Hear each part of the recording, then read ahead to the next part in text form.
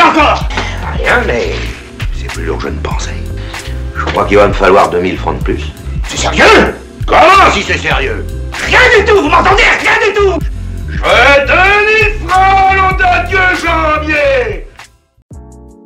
Salut à tous et bienvenue sur l'écran fou et aujourd'hui, jour de fête car oui, ça y est, le dénouement de la série Willow est arrivé et non pas qu'on avait hâte de savoir sur quelle note d'intention ils allaient boucler justement cette incroyable histoire. Non, ça on s'en fout complètement, mais non, un empressement indéniable parce que j'ai beau adorer faire cette rubrique des spoilers fous, là ça devient une torture tellement cette série se surpasse à devenir toujours plus mauvaise et insupportable à chaque nouvel épisode. Donc voilà, il était temps de boucler la boucle. Dernière review avant un peu de repos jusqu'à la prochaine série qui méritera de se faire piétiner dans les règles des spoilers fous. Et il y a fort à parier que ça va encore être Disney qui va passer à la casserole. Ou Netflix. Bref, je rappelle les règles une dernière fois. Si vous débarquez tout juste sur cette chaîne, je vous renvoie aux liens dans la description qui vous permettront de vous orienter vers les reviews des premiers épisodes et ainsi vous familiariser avec le concept des spoilers fous. Pour les autres, petit rappel sur l'épisode précédent dans lequel nos héros de pacotille ont traversé l'océan dévasté afin de rejoindre la cité immémoriale. C'était particulièrement inintéressant, si ce n'est que Marlène est devenue copine avec Elora, alors qu'avant elle l'a traité comme de la merde. Pouf, comme ça, par miracle, on sait pas pourquoi. Elora est devenue une super magicienne, d'ailleurs Apu aussi parce que le scénario en a eu besoin à un moment dans l'épisode, pouf, comme ça, par miracle là aussi. Et surtout, on a eu notre bonne grosse dose de wokisme forcé, on était ravis. Quoique, il va falloir que je fasse gaffe parce que on m'a récemment reproché d'utiliser de manière injustifiée le mot wokisme au point que ça décrédibilisait mes vidéos. Donc non, on va presque partir du principe que le wokisme n'existe pas et que non, on ne cherche pas à nous imposer des idéologies devenues politiques dans des contenus culturels à un niveau même qui exploite la cancel culture. Donc vous êtes d'accord, hein? Mais voilà, on va s'en amuser quand même un petit peu. N'empêche, faut quand même leur reconnaître ça, hein, c'est qu'ils sont très forts. Ils sont en mesure de nous imposer tout ça, et en contrepartie, ils nous interdisent de le dénoncer, et tout ça au nom de la liberté. C'est quand même vachement balèze. Imposer, interdire et liberté, c'est trois mots dans le même concept. Fallait oser, hein. Bref, revenons à notre histoire. Donc pendant que de son côté, Dylan apprenait à faire connaissance avec sa nouvelle amie de prison, Juliette Armagnac, qui était bientôt pire que Marlène Schiappa, et qui s'avérait être une instrumentalisation de la sorcière ancestrale afin de prendre au piège Dylan et le soudoyer. Ce qui faisait que Dylan troquait sa chemise en soie contre une combinaison noire pour devenir désormais Brandon. Tandis que Elora et Marlène arrivaient pile face à lui en comprenant qu'ils ne vont clairement pas fêter leur retrouvaille en se faisant des bisous, du moins visiblement.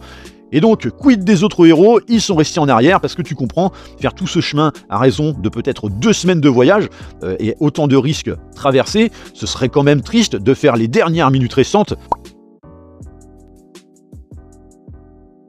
Ah, je déconne pas, c'est quasiment ça.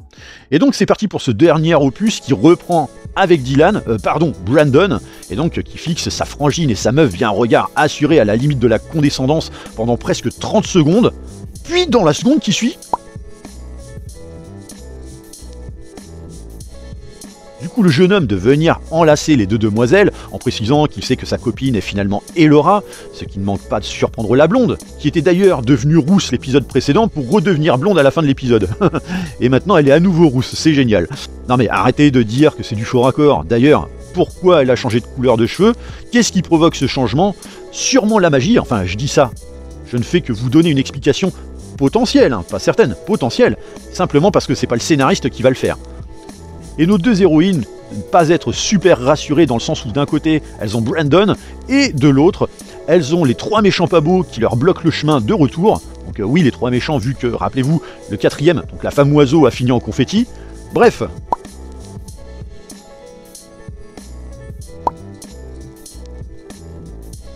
Tu m'étonnes, mais comme nos deux héroïnes sont des cruches, elles se laisseraient presque tomber dans le panneau quoi.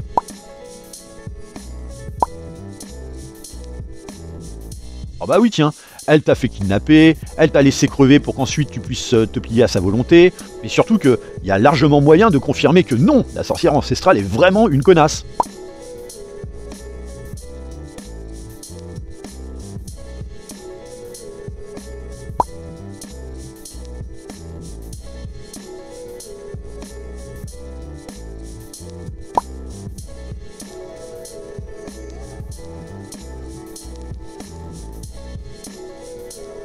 Alors ça, ce serait la réaction logique que devraient avoir nos héroïnes. Mais comme on est dans Willow, la série, et qu'il est hors de question de commencer à faire les choses intelligemment, voici plutôt la réaction qu'elles ont eue.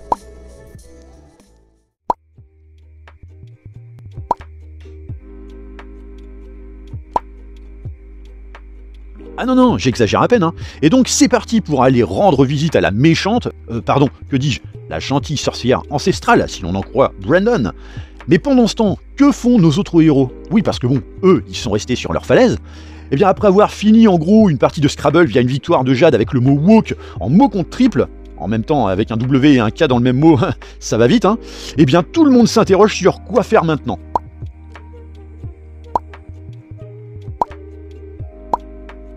Pendant que les deux premiers sautent parce qu'ils ont décidé d'écouter leur cœur, Cunhet Tarkin et Willow, eux, décident de jouer à, je sais pas moi, à compter les oiseaux, ce qui a vite fait d'être chiant en pleine période de brouillard, hein.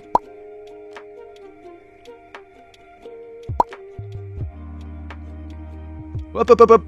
Déjà là ça commence fort. Le mec, tout au long de la série, il n'a fait que nous prouver qu'il est le plus gros menteur et lâche de cet univers. Donc va falloir calmer un peu le passage de pommade, hein, surtout quand la main qui te la passe descend un peu trop bas.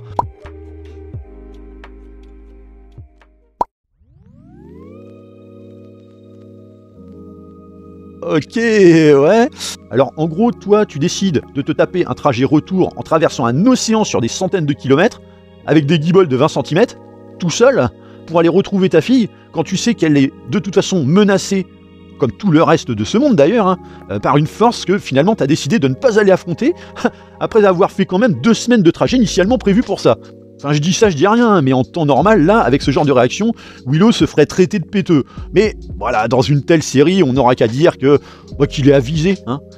Bref, pendant ce temps-là, Cunhet Tarkin, lui, a décidé de sauter de la falaise pour rejoindre ses amis, tandis que voilà Willow qui fait route arrière, celui dont le nom est également celui de la série, hein. C'est génial, hein. Comment ça, c'est une marque de suspense en vue de nous surprendre par la suite avec son retour? Oh mais non, ils sont pas comme ça, hein. Un truc aussi téléphoné? Mais non, voyons.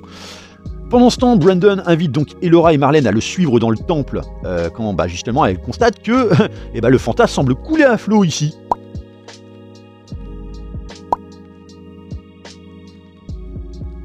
Non Brandon, elle t'a juste laissé crever comme un chien pour ensuite te tendre un maxi best-of Big Mac pour perdre ta dignité, et apparemment tu y tenais pas plus que ça, ta dignité, hein, donc voilà, j'aime autant dire que toi, si t'avais vécu sous le régime de Vichy, t'aurais fait des ravages, hein. Et c'est ainsi que de la porte de lumière sort Juliette Armagnac, qui s'est pimpée avec du bon gros maquillage de tiktokeuse et une robe à paillettes qui est limite adaptée pour monter les marches de Cannes. Hein, quoi? On est dans de l'heroic fantasy? Oh là là, vous allez pas chipoter, merde. Après les femmes cow-boys et l'adolescente brownies avec un t-shirt Iron Maiden et sa combinaison du royaume, ou encore la veste en jean qu'Elora a trouvée entre deux cailloux, c'est pas maintenant qu'il faut tiquer sur l'anachronisme des costumes, hein. Bon, bref, Brandon d'expliquer que, en fait, Juliette Armagnac, elle est trop cool, encore une fois.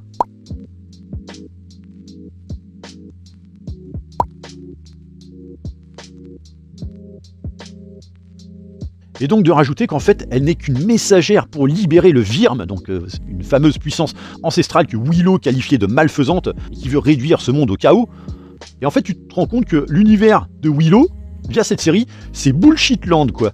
C'est-à-dire que la grande méchante du premier film est réduite en peau de chagrin au statut de sous-fifre, d'une grande méchante qui finalement est elle aussi un sous-fifre.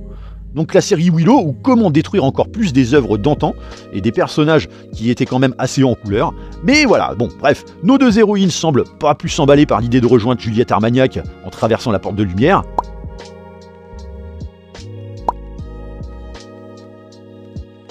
Mais bordel, en quoi ça répond à la question? Putain, c'est comme si t'allais au resto, tu demandes c'est quoi le menu, et on te répond que t'as le droit de choisir ce que tu veux, mais sans qu'on te donne justement le dit menu, quoi. Et face à cette réponse débile, vous savez quoi? Marlène et Elora décident de traverser. Bah oui, parce que sinon, si elles avaient utilisé un minimum de neurones, elles y seraient pas allées et le scénario serait dans une impasse. Comme souvent depuis le début de la série d'ailleurs, hein. Donc forcément il faut faciliter un peu le truc. Donc effectivement, personne ne s'interroge quant au fait que le Fanta, source maléfique qui fait le mal dans ce monde, soit la boisson locale. non, donc vas-y, on continue quand même, hein, on va quand même traverser. Enfin bref, on n'est plus à une débilité près, quoi. Et une fois la porte de lumière franchie, oh ça alors, c'est merveilleux, il fait beau, les oiseaux chantent, On marche pieds nus sur un gazon fleuri en portant des tuniques brillantes. Dans une minute, on devrait même presque pouvoir apercevoir une licorne en train de péter, hein, si tout se passe bien. Et donc, qui c'est qui vient à leur rencontre? Sorcha, qui fait toujours aussi vieille, et d'ailleurs on se demande pourquoi elle est là. Hein. Donc Sorcha qui leur dit que tout est génial ici, qu'elle s'était trompée, que c'est le pays du wokisme, donc forcément Marlène a de quoi être séduite. Hein. D'ailleurs, si vous pouviez aussi y envoyer dans ce monde d'autres personnes comme Sandrine Rousseau ou encore Alice Coffin, on vous en tiendra pas rigueur. Et tant qu'à faire, Marlène Schiappa. Mais attention, hein, je parle ici de la vraie. Et je pense que t'as bien raison, Elora. Du coup, pour tenter de la blouser, Brandon, qu'est-ce qu'il fait? Il arrive et commence à lui parler de mariage, donc le terme parfait pour lui faire 3 tours dans sa culotte. Et pendant ce temps, il faut savoir que Jade, Apu et Cunette Arkin sont arrivés aux abords de la cité immémoriale, tout en apercevant au loin une tempête qui est sur le point d'engloutir justement l'intégralité de la ville en ruine. Ça se fait des blagues sur les free hugs, oh, qu'est-ce qu'on rigole. Mais voilà, il est temps de retrouver les copains, et encore, par un heureux hasard, sur une cité de plusieurs centaines de kilomètres carrés, ils arrivent très rapidement à trouver le temple. On refait quelques blagues, notamment sur le camouflage à base de cendres. Putain, mais franchement, qu'est-ce que c'est nul. Mais bon, on a été rodés hein, depuis le début de cette série à ça. Mais très vite, nos héros sont interpellés par les 3 méchants pas beaux qui... Ah non, désolé, ça c'est pas maintenant. Quoi qu'il en soit, nos sauveurs identifient la porte du temple qui tente d'ouvrir, mais sans la moindre réussite, tandis que justement la tempête de sable approche davantage.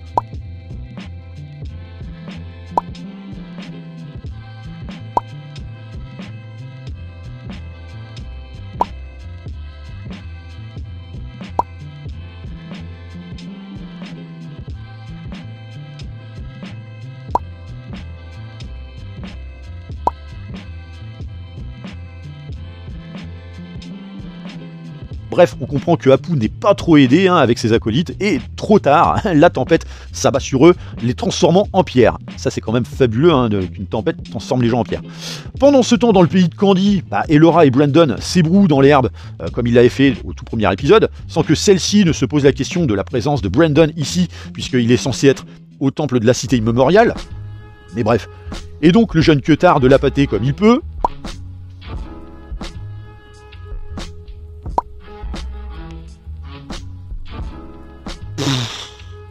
Alors là, je sais pas si vous vous rendez compte, mais en gros là, le mec explique que nombreux sont ceux qui sont morts pour sauver Elora, hein. Ça c'est ok, d'un côté il a pas tort, notamment par les hommes de main, de celle qu'il vante pour sa bonté d'âme. C'est quand même fort en chocolat à avaler, hein. Et bah visiblement c'est suffisamment convaincant pour Elora puisque...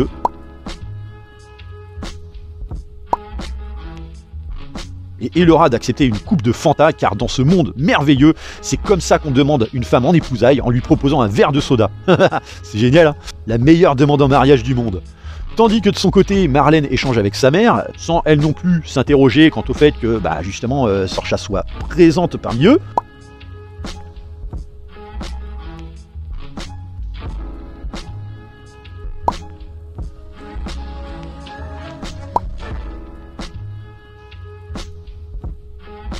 Quand soudain, une voix retentit et l'atmosphère change subitement à cet effet. C'est Mad Martigan. Enfin, calmez-vous hein, les fans. Hein. C'est juste sa voix qui appelle Marlène pour lui dire qu'en fait, s'il l'a abandonnée, c'est dans un but précis. C'est parce que c'est elle qui doit protéger Elora. Comment? C'est l'élu. Ah, voilà la gueule de l'élu, quoi. Non mais vous vous rendez compte un petit peu de ce que vous nous avez vendu comme héroïne pendant 7 épisodes? Mais vous êtes des fous ou quoi? Ouais mais attends là, parce que si on reprend depuis le début de cette séquence, est-ce qu'on serait pas encore en train de se foutre de notre gueule à base d'un bon gros Deus Ex Machina des familles? Non parce que bon, pourquoi Mad Martigan serait là? Ou du moins sa conscience. Et là je vous vois venir, vous allez me dire que oui mais en fait, dans la tombe de Gros Quick, il y avait la même porte de lumière que dans le temple de la cité immémoriale, et que du coup, il l'a traversé et il est resté coincé dans ce monde. Ok, bah alors dans ce cas, expliquez-nous pourquoi il est pas là physiquement. Non parce que si c'est pour nous sortir l'excuse que ouais mais bon Val Kilmer il est pas dans un super état pour pouvoir tourner et puis il peut pas parler etc. Vous êtes bien capable de dépenser un pognon monstre pour faire un personnage numérique dégueulasse comme She-Hulk et baser une série intégralement sur ce personnage. Vous pouvez pas utiliser l'image de Val Kilmer avec son accord pour en faire une scène de 20 secondes en son honneur?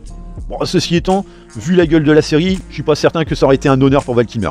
Bref, Marlène part donc expressément à la rescousse d'Elora pour découvrir que Juliette l'attend, et qu'en raison de ce refus de Marlène de se conformer aux us et coutumes de ce monde chelou, pour la peine elle en sera exclue, et donc cette dernière de se transformer en pierre sous les yeux de Brandon, qui visiblement ne semble pas moufter à l'idée qu'il vient de perdre sa sœur, mais c'est pas grave.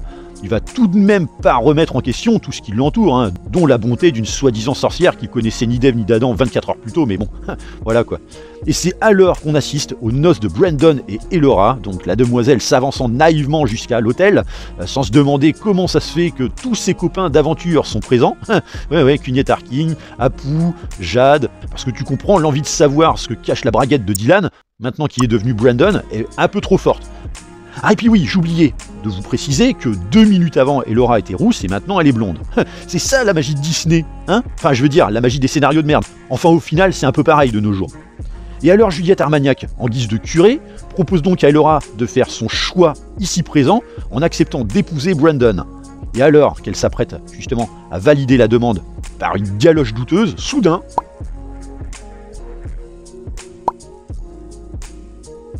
Pas envie. Et Juliette de préciser que ce choix va pousser le monde à un véritable chaos et que, normalement, de par leur pouvoir, elles peuvent aspirer à bâtir un monde selon leurs règles, tout ça. Quand soudain Willow intervient pour appuyer le refus de Elora, et oui, parce qu'il faut bien justifier un minimum l'intérêt à avoir baptisé une série en le nom de son personnage quand il a été sur le banc de touche durant les 90% du match, et le sort qu'il jette de rompre définitivement tous les maléfices de la sorcière ancestrale, à savoir que Elora et Marlène sortent instantanément du pays de Candy, hein, et ce qui met fin aussi au mode statut des autres héros. Tout le monde est chaud bouillant pour en découdre avec l'ennemi qui décide de faire front, dont les 3 méchants, qui de base sont plus forts. Mais comme dans l'épisode 7, nos héros se sont entraînés très très fort, la partie est tout de suite vachement plus équilibrée, n'est-ce pas? Tandis que Juliette Armagnac, grâce à la magie des CGI dégueulasses, se transforme en vieille sorcière affreuse. Du coup, on insiste à un combat aussi palpitant que les affrontements ignobles de Resident Evil avec Milla Jovovich. Donc 0 ampleur, 0 épique, 0 héroïsme. En même temps, on n'est pas là pour satisfaire le tout public, hein, mais uniquement des ados acconditionnés par le wokisme. Oula pardon, qu'est-ce que j'ai pas utilisé comme mot ici? Ça y est, je perds toute crédibilité là. Ouais, on n'est plus assez après, je vais même leur dire wokisme. Et pendant que Juliette Armagnac fait face à Elora en lui faisant du blabla du genre...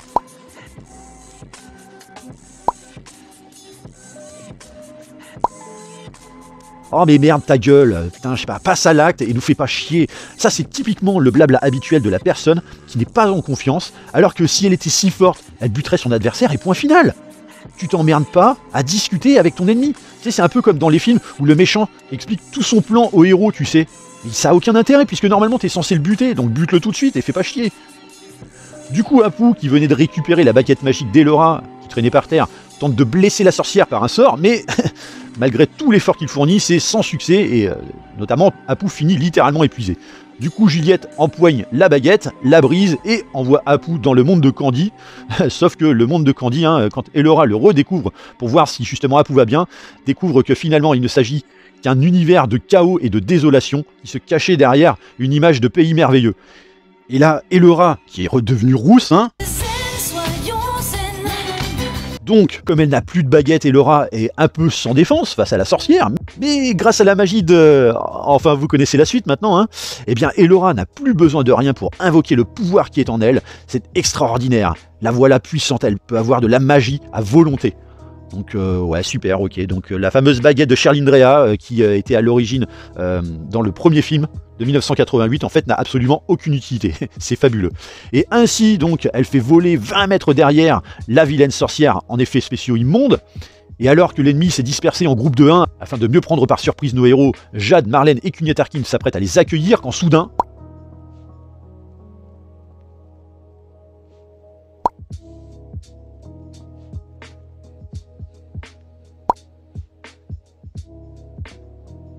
Non, je pense pas que ce soit le cas, mais bon, c'est pas grave. Pendant que Elora refait face à la sorcière, mais avec un regard de bad girl pour montrer à quel point elle est trop puissante maintenant et tout. Oulala, hein. Non, parce que tu comprends, si elle gardait justement son air un petit peu jovial et naïf de la boulangère au début de la série, ce serait tout de suite moins impactant. Du coup, ça échange des sorts, mais sans impact sur la méchante sorcière. En même temps, c'est pas facile de venir à bout d'autant de CGI dégueulasse, hein. De son côté, Willow affronte des soldats de l'enfer, mais qui avancent à 0,5 km/h. C'est vachement efficace hein, comme armée, dites-moi. Et du côté de Marlène et Jade, qu'est-ce qui se passe? Eh bien, c'est Brandon qui arrive.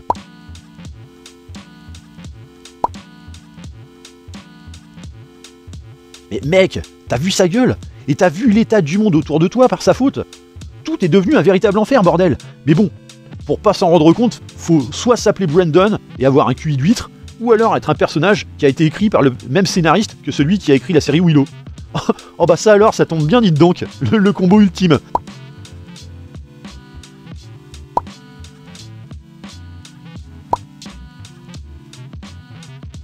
Bon, accessoirement, quelqu'un lui explique qu'en fait il est le roi de que dalle tant que sa mère est encore vivante ou je le fais. Bref, je l'avais annoncé de toute façon la semaine dernière à la fin de l'épisode 7 que ça allait se foutre sur la tronche entre frangins. Et bah voilà, c'est fait. Sauf que comme le scénario le leur a interdit, sinon ça finirait trop vite, elles n'ont évidemment pas pris la peine d'activer la cuirasse parce que tu comprends, le spectacle doit primer sur la logique.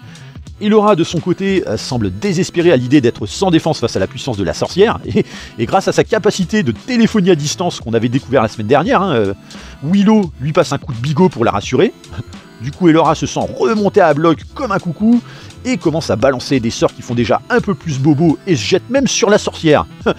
Non mais, t'es folle ou quoi? C'est dégueulasse quoi. Enfin, je sais pas, tu l'as vu, elle est vieille, elle est toute collante, et en plus elle sent le pruneau quoi. Les deux se relèvent et décident de s'échanger un dernier sort, et Elora parvient à vaincre la sorcière qui tombe au sol en reprenant l'apparence de Juliette Armagnac. Du coup, Brandon se précipite vers elle.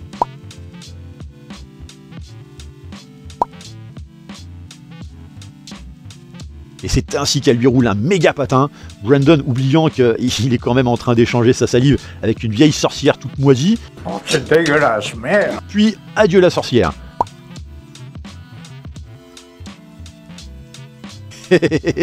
C'est fabuleux de prévisibilité. Et hop, un coup de clé magique et l'armure se transforme autour de Marlène Schiappa dans un style à la Iron Man, bienvenue dans l'Heroic Fantasy, hein. Et ainsi, Marlène de se transformer, elle, à son tour, en super guerrière, car désormais, elle est devenue Sandrine Rousseau.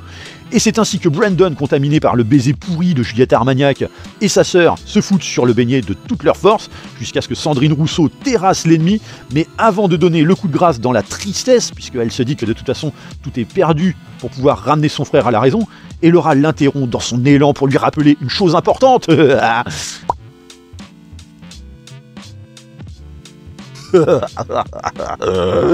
Oh putain, ils ont osé la remettre cette phrase. C'est des dingues, vraiment c'est des dingues dans cette série. Et puis bah là, Willow arrive après avoir vaincu l'armée de morts-vivants en faisant... grâce à... Enfin bref, il est là. Et le voilà qui brise son bâton magique pour en extraire la pierre incrustée.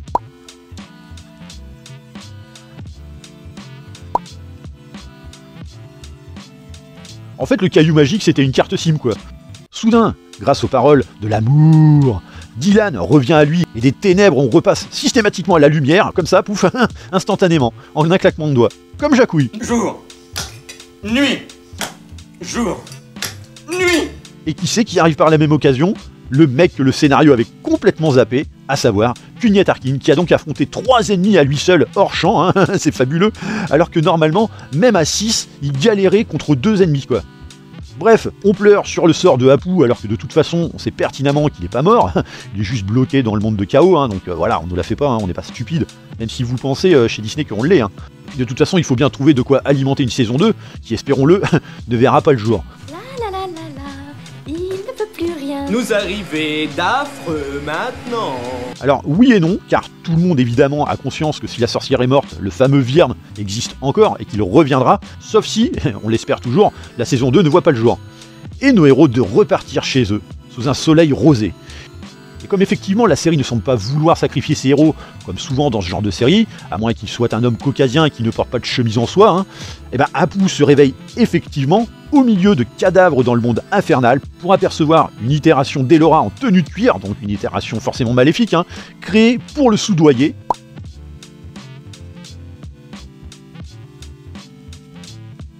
Et alors là, tandis qu'on entend les prémices de quelques notes issues de Dire Straits, puisque de toute façon, ils recyclent tout ce qu'ils peuvent, même si j'adore Dire Straits, mais qu'est-ce que ça vient foutre là, quoi? La caméra se dirige vers l'arrière-plan d'Elora pour y découvrir une armée de monstres dont... Oh oui! Oui! Je l'avais dit, putain! full fan service, 100% repompe, 0% originalité, à l'image de toute cette série de l'enfer. Le putain de dragon à 2 têtes, bordel. Ah, ils sont forts, ils sont très forts. Et fin. Bon bah voilà, ça suffit les conneries. Et ai-je vraiment besoin, après toutes ces vidéos, de conclure ce chapitre qui se termine? On rappellera quand même que la série s'appelait Willow, hein. Merci. Et on rappellera aussi que Jonathan Kasdan, donc le showrunner, a dit que Mad Martigan était un élément clé de la série. Donc voilà, ça c'est dit également. Je pense que ça suffit pour conclure. Bref, après une telle série, je pense enfin pouvoir dire que j'aurais absolument tout vécu dans ma vie. Hein. J'aurais vu l'horreur en face pour la terrasser et sans cuirasse magique, mais grâce à des spoilers fous. Et je peux donc enfin profiter d'un peu de paix avant la prochaine lutte, qui je pense arrivera très rapidement. Voilà, j'en ai terminé pour cette review. Pour le jeu de la réplique, c'était sur la review des 2 premiers épisodes de Welcome to Chip 'n Dale. Il fallait trouver présentateur vedette, la légende de Ron Burgundy, sorti en 2005 et réalisé par Adam McKay. Comme d'habitude, défoulez-vous dans les commentaires et surtout n'hésitez pas à dire que c'est pas bien d'utiliser le mot wokisme. Vous pouvez également liker et partager cette vidéo, mais profitez aussi de cette occasion pour vous abonner à la chaîne si c'est pas déjà fait. Comme d'habitude, je vous rappelle que vous pouvez aussi me retrouver sur Twitter et on se retrouve très rapidement pour une prochaine vidéo. Bye.